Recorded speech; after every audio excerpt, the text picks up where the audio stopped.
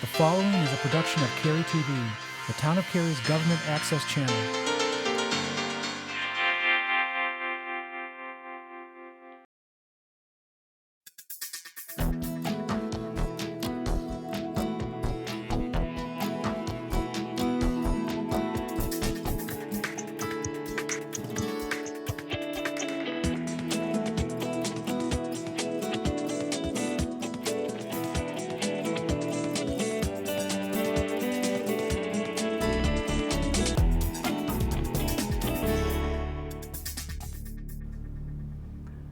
Hello, I'm Weinbrecht, Mayor of Cary, and this is Cary Matters, the monthly program designed to help keep you informed about the issues that council members are working on for our community. Joining me as co-host this month is Don Frantz, who's the District B representative. District B is mostly downtown and the area north toward I-40. And Don's been on our council representing District B since 2007. And Don, we appreciate you being here. Thank you so much for having me. Well, why don't you start us off by giving us an overview of what we're going to be talking about? Absolutely. Well, usually at this time of year, things slow down, but not this year. There's a lot going on in July. I know that we usually start these episodes by talking about one big topic, but I thought we could change it up a bit. Rather than talking about one thing, we could update everyone on several things. Then after the break, we could answer questions about water safety in the Jones house. So what do you think? I think that's a pretty good idea. Good, good. So why don't you start off by giving us an update on the planning process that we call Imagine Cary? Okay. Well, briefly, Imagine Cary is finishing up the first phase of a four-phase multi-year process. The goals of the first phase were to evaluate existing conditions, generate big ideas, and develop a community vision. The second phase, which will begin in the fall, has goals that are to test the community choices and set preferred direction. So if you've been involved to this point, great, stay involved. But if you haven't been involved, then please join the hundreds of Cary neighbors that are shaping your future. And you don't have to start from scratch. There's tons of information, including photos and videos on the web. Just go to imaginecary.org. It's really important that the community plan that'll come from Imagine Cary truly represents our community. And this can only happen if you're involved. All right, so next topic. Okay. Remember the big community outcry about the proposed ICE facility in an empty grocery store a while back? Well, it's back, sort of. Oh yeah, I remember that one very well. But for those of you who don't, we're talking about a past proposal for a second very large immigration and custom enforcement facility that made a lot of people upset a few years ago. Sure did. Well, developers have submitted a pre-application and are looking again at Cary, but it's a lot different this time, thank goodness. First, they're looking at expanding the existing ICE facility in the Weston commercial area. That facility has been there a long time and we really haven't had any big issues with it. And secondly, the federal government's doing a much better job now of sharing information with us. So rest assured that we'll continue to pass along any information that we receive so that you all are well aware of what's going on. You can also visit the special ICE section of the townofcary.org website for updates and sign up for the RSS feed too. Okay. Well, we talked about Imagine Cary, we've talked about ICE, and now some sad news. Sadly, the K-9 officer known as Enzo has passed away unexpectedly. He was like family to our police force, and he provided a great community service for all of our citizens. And to find out more about Enzo and our K-9 program, go to the town's Facebook page, or you can go to the YouTube channel. Yeah, it is sad, but we're moving on because we have to. As we remember Enzo, we're also working behind the scenes to train Titan to take his place. We'll do a story on him once he's on board. Okay. Well, we do have some good news to pass along. The roundabouts in downtown Cary are finally nearing completion, and not a second too soon.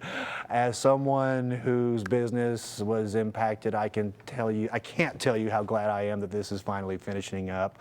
And they're actually really looking pretty good, so I think we're all excited about it. Yep. They're looking pretty good, and we're going to celebrate it with a new 5K, the Roundabout Cary 5K. You can go to or run around both of those roundabouts and up to the Art Center. So are you running? Nope.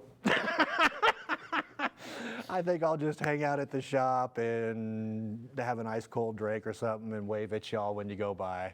Okay, sounds like a plan. Well, in other news, we cut the ribbon on Fire Station number 8 out at Mills Park on June the 19th. It will provide much better response times to those folks living west of 55. The station also includes a police substation, and on that same note, the design of the new Fire Station number 2 is underway, and it's planned to be on Chatham Street near the old Circus restaurant. Yep, we're also very excited about that as well. Well, if we've got time for one more big topic, tell everyone about the moving of the fire sculpture. Oh yeah, the fire sculpture. I guess we should do that. Well, as art sometimes does, the fire sculpture has created quite a stir in the community. And whether you like it or you don't, it was never meant to stay where it stands right now. That spot was picked for the creation of the event, which was the actual firing of the sculpture, and it was planned to be moved later. Then came the crack, and that was not part of the plan at all. And over time, we've heard from more and more people that it's got to be moved, if only to make way for construction of the new downtown park.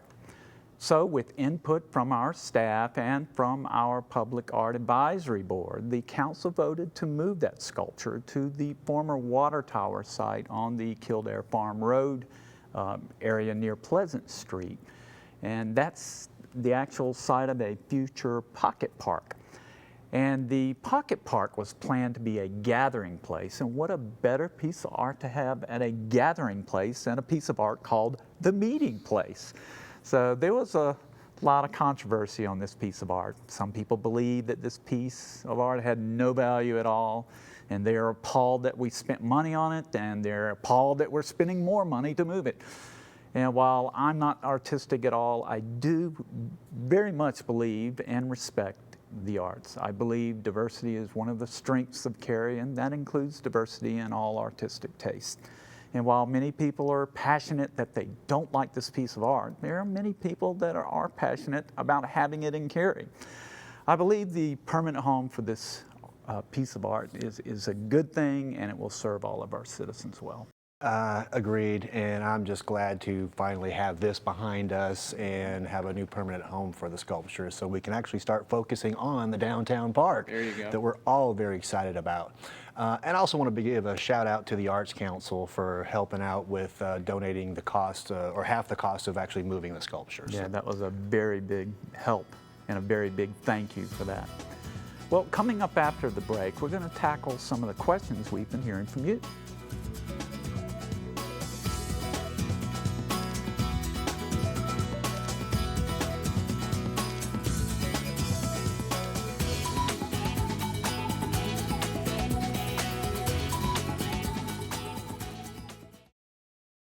Fun, sportsmanship, skill development, and participation. Enjoy fall baseball and softball for ages 8 to 17, or participate in the fall basketball league for boys and girls ages 5 to 8. No matter the sport, we have the bases covered. Registration starts in June.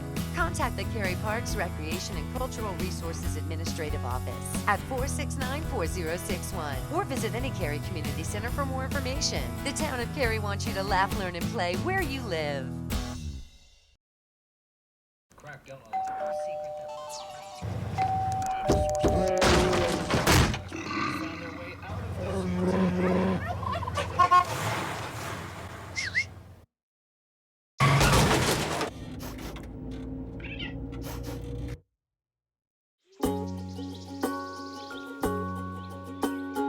Getting closer to nature can get you closer to your family. Go to discovertheforest.org.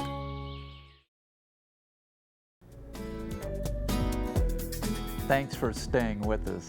It's time now for us to address some of the questions the council's been getting from you. Don, what do you have? Well, we've received a question about the safety of the town's water. A citizen wanted to know if they needed to be concerned about recent studies warning of the dangers of aluminum in drinking water. Good question. Well, we can assure you that Cary's water is safe and meets very high standards for water quality protection as defined by the Environmental Protection Agency and the North Carolina's Department of Environment and Natural Resources. In municipal water treatment, we utilize EPA standards for water quality that are extensively researched and developed by scientists on a national level.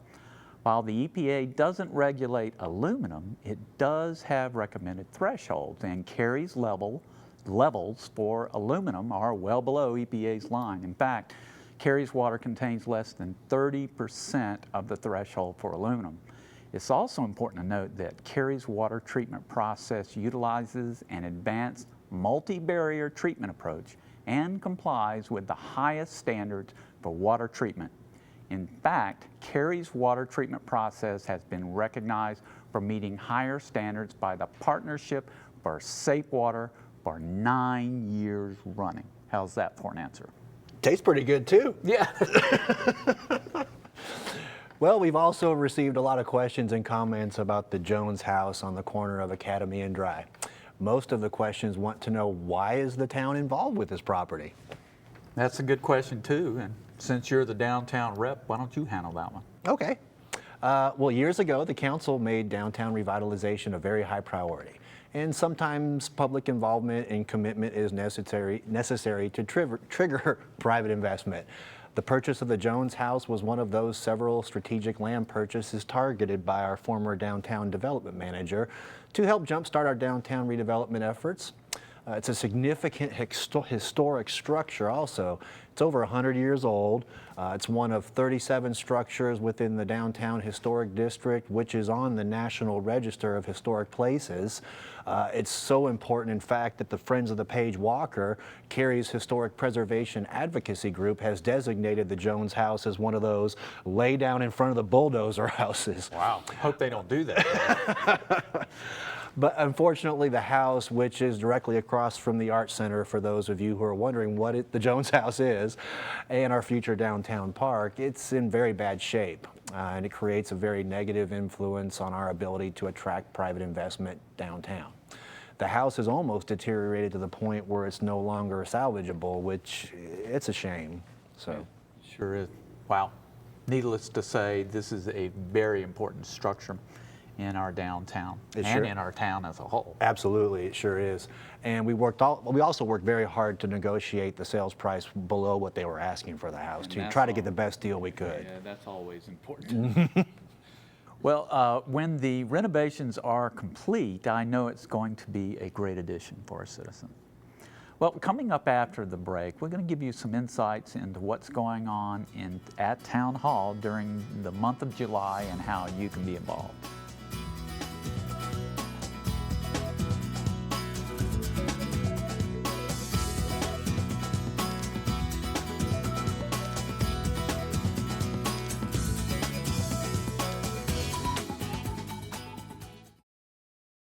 So, I'm kind of new here, but I've noticed a trend. My human does this funny thing where she goes around and gets all my toys, and then she hides them in that basket by the door.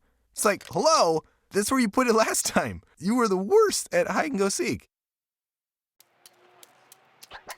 Today is Saturday, salad on Saturday, fruit on Friday, throw-a-ball Thursday, water Wednesday, touch your toes Tuesday, let's move Monday, swap us next Sunday. 60 minutes of physical activity a day and eating well can help get your child healthy. So keep them active and eating well every day. Get ideas, get involved, get going at letsmove.gov. That's letsmove.gov. So, I got this new family, and I don't know what it is about this one, but she can't seem to put down that toy. Oh, and she even talks to it. Who's she talking to? Her mom? She talks to her mom a lot.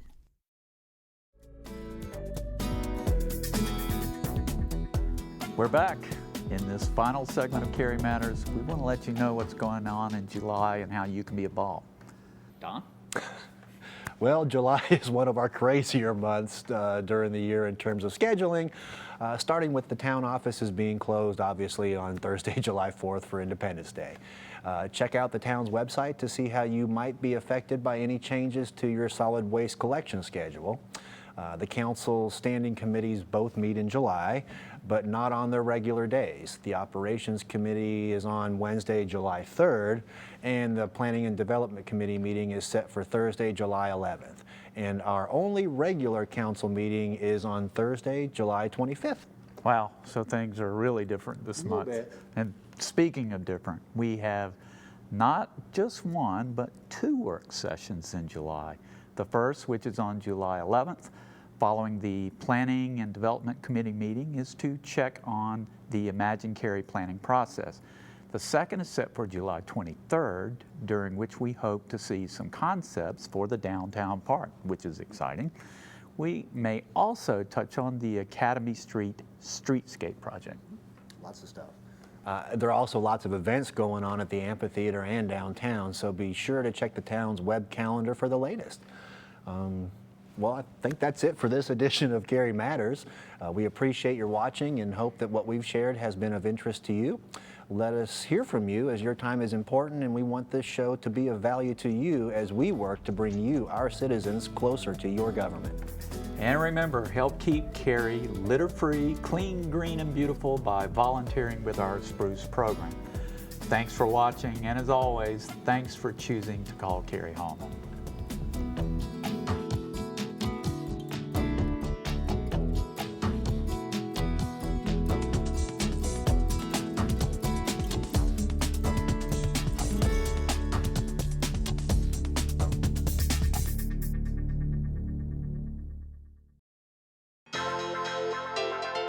This has been a production of Cary TV.